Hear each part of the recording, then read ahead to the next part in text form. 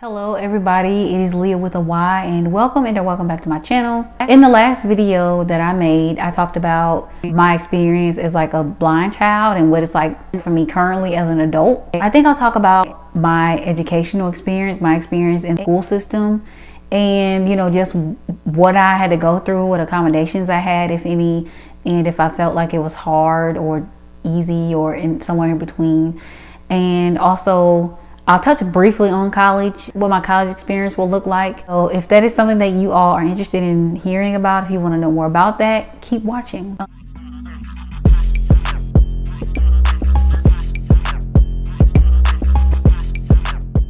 By the way, shout out to Aisha Nashay for editing this video today. If you have not done so already, go subscribe to her channel.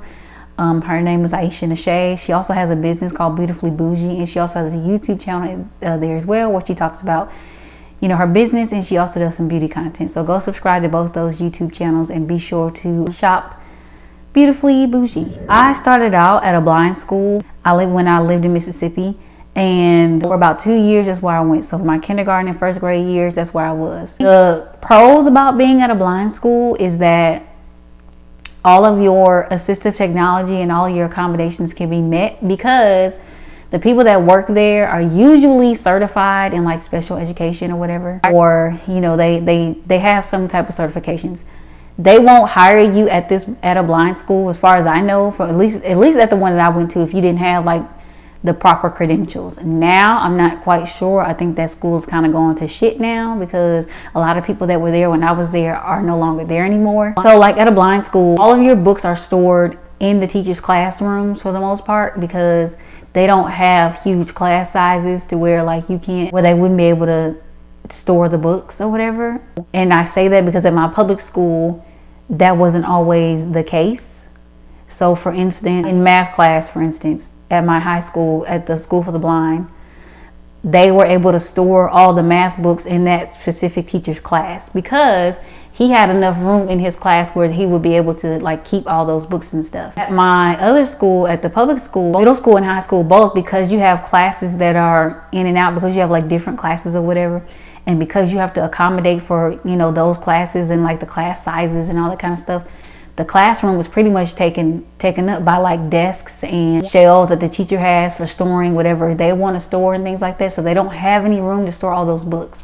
And for one math book in print, it'll probably take 50 to 60 Braille volumes to equal one print math book. That's going to be a cause for concern, especially when you have to store. So imagine storing all those books and not having enough space to do so, because it's so many. So that's the biggest pro about being at or one of the biggest pros about being at a blind school, is that all those books are right there in the class, and there's no need for you to have to walk to a whole nother room just to get a book. It's right there. It's right when you need it. Right there when you need it. So that's a big pro. And then the biggest pro of them all, though, is that a lot of the times the things that I would read, like if there was a worksheet or something like that, I needed it in Braille. The teachers at the blind school, they had embossers in their classrooms, and so they were able to Braille things out on the spot. They didn't have an excuse as to why they couldn't do it, because they had the machine, to do so. The only reason they could give is that they never got around to it. I had a teacher, my English teacher, bless her little heart or whatever, she had an embosser in her room, but for some reason her shit was always malfunctioning and it never wanted to work properly or whatever. And she struggled with trying to emboss my stuff. Sometimes she had it, and then sometimes she would be like, it's just not working, and I don't understand. I don't know why it is. I don't know what's going on. I don't know what's happening, but it's not working. And she'd have to have somebody come in and help her figure it out or whatever. But for the most part, anytime I needed a worksheet or whatever, they were able to get it to me right then and there. And then too, whatever assistive technology I had, they usually could get it for me because they were right there at the school. And then plus they usually already had it on hand, because they have children who have similar conditions who have to use this same piece of technology. So whether it was computers that had screen readers on them, whether it was Braille notes that I needed to use so that I could take notes in class, whatever it was, they had it right there. So that was always a pro and a con. I mean a pro, not a con, but a pro. And I got the experience that when I ended up going back to the blind school to finish out high school or whatever. You also get like specialized training as well. So like you'll get orientation and mobility training, which is basically them teaching you how to use your cane both in and are on and off campus. There you go, both on and off campus. So they'll teach you how to get around the city that your campus is located in, and they'll also teach you how to get around your campus as well. And then you learn independent living skills. So you'll learn how to cook, you'll learn how to clean, you'll learn how to make your bed, you'll learn how to sew on a button, things like that, things that today aren't usually taught. That's usually where home economics would come in for a public school, but because they kind of took that out of school, you get that kind of specialized training in a blind school. And you also get training on how to use like your assistive technology, be it a screen reader, a braille note, whatever it is. You get the training, and you'll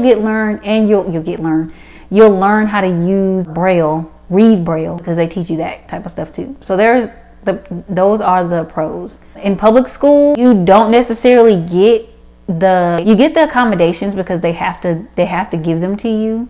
My public school that I went to when I moved to Indiana, I was lucky enough to be able to get those accommodations. I was lucky enough to be able, a VI specialist there that was able to get all my books ordered and make sure I had braille notes when I had to transition from elementary school to middle school, and making sure that I was able to get my teachers were making the necessary accommodations or modifying assignments when it was necessary. So I was lucky that I had somebody there that was like in my corner, kind of making sure I got everything that I needed. So thank you for that.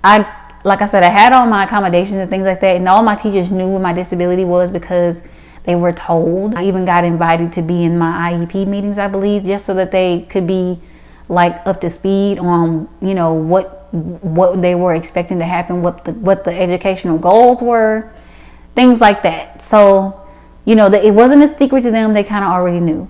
But the downside to this is that these teachers are not certified in Braille, so they don't necessarily understand, read it or anything like that. The class sizes are much bigger, and so because of this, none of your books are stored in the same classroom.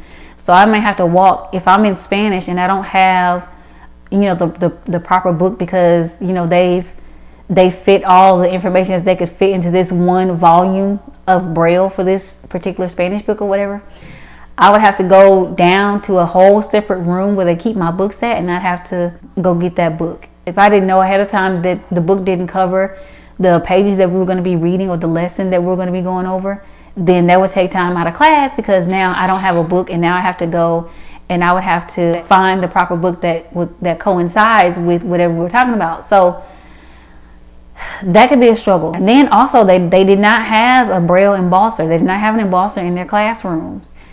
They may have had printers in their classrooms where they can print off things and make copies and stuff like that, but they did not have embossers in their classrooms. So it was difficult. I had to wait for the teachers to give my VI specialist their worksheets, and then she would have to Braille them, and hopefully they gave them to her in a reasonable amount of time so that I can get them on time. And I've had teachers that didn't necessarily abide by that rule, and they didn't want me.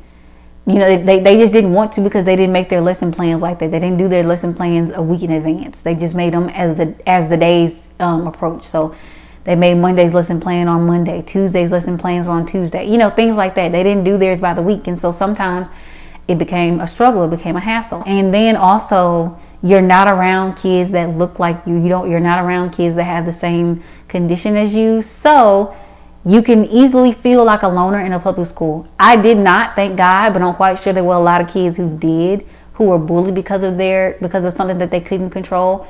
I had siblings that went to the school I went to, so they wasn't playing none of that. They wasn't getting that bullshit. Like, if you thought you were about to bully me, or if you thought you were about to try to make jokes or anything like that, I had siblings who went to the school. My oldest brother was one of them ones that was like really well known. So that was a no-go. And I was lucky to have that there, but nobody really ever did that. I always had like pleasant encounters with people. And plus, I'm just a pleasant person anyway. So sometimes the type of person you get you get those encounters, the encounters you want by being the person, that you are, whatever. So everybody seemed to like me. I was really likable in school, so I really didn't have those problems. But I know a lot of people, if you scroll on TikTok and you see talk about their education as a person with a disability, sometimes they feel like a loner. So it's really easy to feel like you are alone because you don't have anybody that looks like you, or you don't have anybody that there's the same struggles and challenges and stuff like that. And for a while, I was the only blind student in my school. Up until my 7th grade year of middle school, I was the only blind kid that my school had ever had, both elementary and middle school, up until 7th grade year of middle school. Then they started to get another blind child.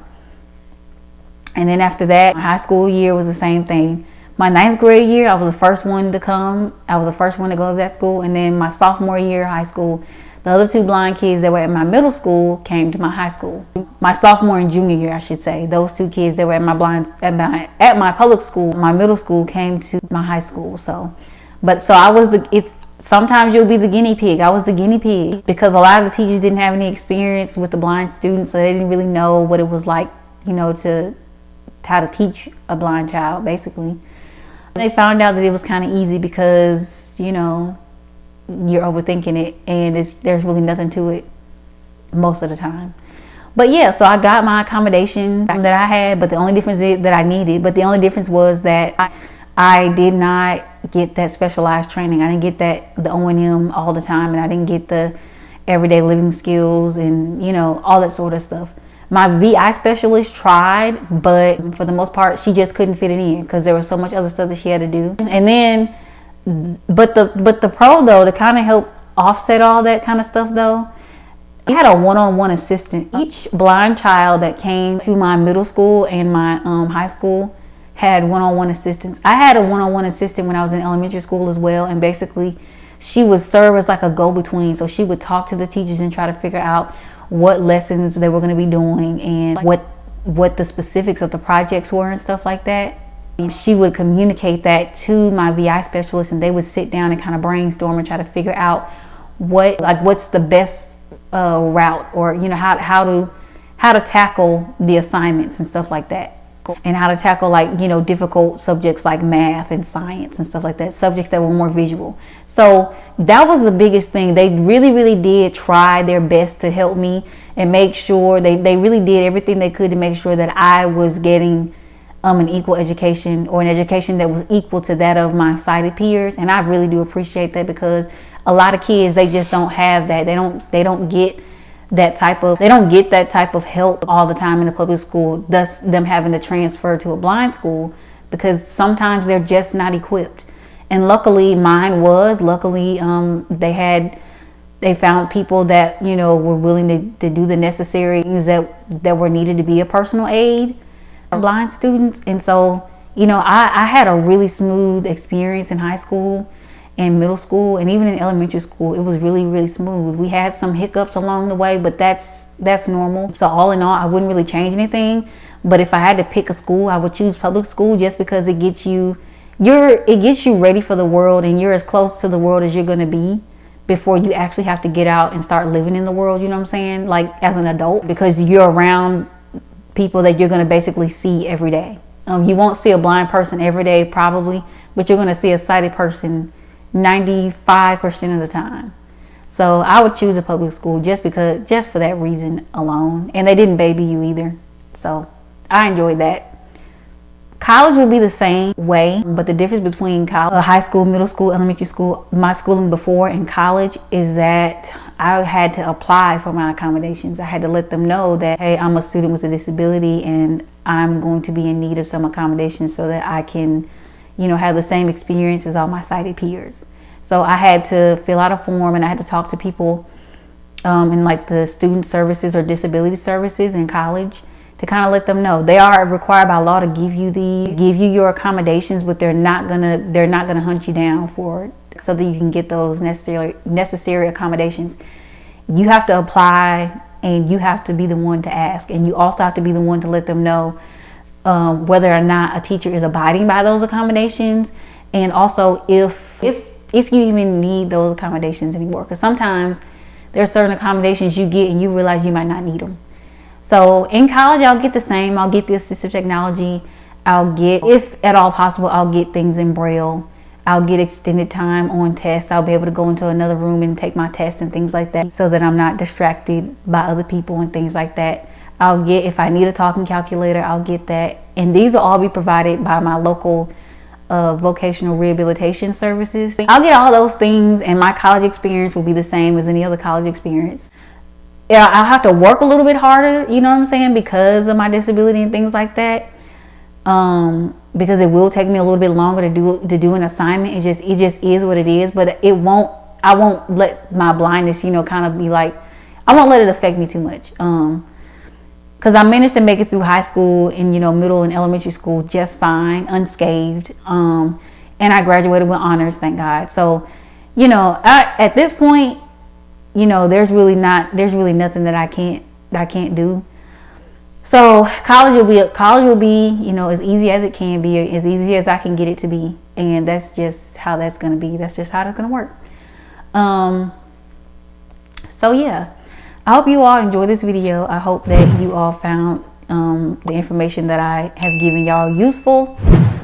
If you all want more videos like this, or if you want different videos, please engage with me. My comments are on. I realized that I was telling y'all to engage and I didn't turn my comments on. So my comments are on now. Comment on this video, like this video, and if you just so happen to have stumbled across my channel and you have not done so already, please subscribe. Please subscribe. Thank you to everybody who has subscribed thus far. And turn on my notifications so that you can be notified of when I post, the next time that I post a video or whatever. And yeah, I hope you all enjoyed this video, and until next time, I will see you in the next one.